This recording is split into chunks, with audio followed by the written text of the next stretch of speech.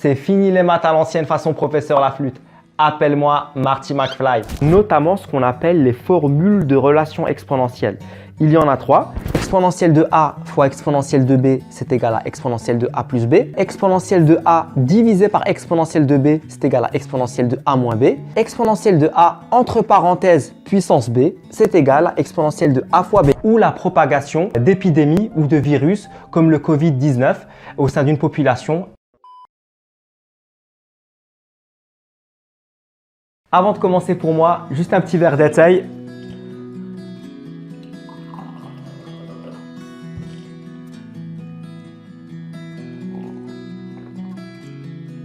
Ça me fait du bien, ça me réveille les neurones pour commencer. En plus, avec une pointe de miel, je t'assure frère, ça déchire. Avec moi, c'est fini les maths à l'ancienne façon professeur Laflûte. Appelle-moi Marty McFly. Je sais pas si tu connais, mais je viens de ton futur. Je suis déjà passé par là où tu es passé. Je connais tous tes doutes, toutes tes questions, toutes tes incompréhensions. Parole d'ex-galérien en maths. Mais ça, c'était avant que j'ai un diplôme d'ingénieur et un doctorat scientifique. Par contre, je préfère être honnête avec toi dès le début. Si tu recherches une recette miracle pour réussir ton contrôle de maths de demain matin, tu peux te lever de bonne heure, faire le tour de la Terre, ça n'existe pas. Moi, je connais que 2 choses pour bien comprendre. C'est une bonne explication, ça, je m'en charge, et du travail, et ça va être ton boulot. D'ailleurs, il y a un de mes acteurs préférés, Will Smith, qui dit « Tous les hommes ont été créés égaux, mais certains s'entraînent plus que d'autres durant la pré-saison. » Alors peut-être tu vas te dire que ça n'a rien à voir, mais pour moi c'est crucial, ça a tout à voir. Ce que Will Smith a voulu dire, c'est qu'on a tous 2 jambes, 2 bras, une tête, un cerveau. Donc si tu veux comprendre, tu vas donner les moyens pour et tu vas comprendre. Question 1. On te dit pour tout réel x, on a exponentielle de x entre parenthèses puissance 3 et on te demande c'est égal à quoi? Là, on veut juger ta connaissance du cours sur le chapitre des fonctions exponentielles, notamment ce qu'on appelle les formules de relations exponentielles.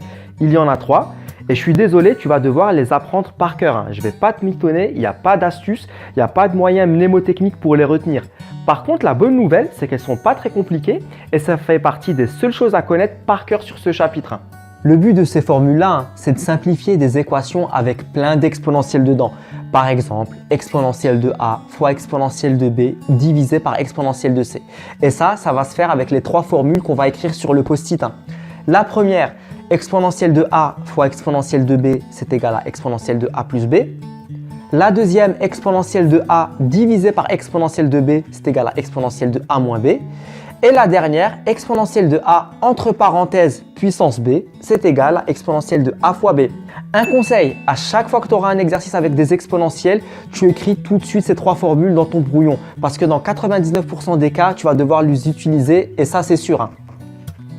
Donc pour la question 1, là on reconnaît exponentielle de x entre parenthèses puissance 3 qui est sous la 3e forme du post-it, sous la forme exponentielle de a entre parenthèses puissance b. Avec a, ça va être égal à x et b, c'est égal à 3.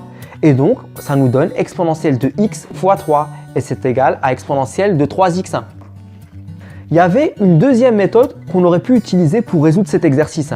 On a exponentielle de x entre parenthèses puissance 3 qui nous est donné dans l'énoncé. Et là, la position de la parenthèse, elle est très importante. C'est tout le exponentielle de x qui est à la puissance 3. Et donc, on peut l'écrire exponentielle de x fois exponentielle de x fois exponentielle de x. On reconnaît la première forme du post-it, celle avec les produits, qui est sous la forme exponentielle de a fois exponentielle de b. Et comme on a un 3e terme, on le multiplie avec, donc fois exponentielle de c. Et ça, c'est égal à exponentielle de a plus b plus c. Et donc, c'est égal à exponentielle de x, puisque a égale b égale c égale x. Et on retombe sur notre patte. Et donc, ça nous donne la réponse 1c.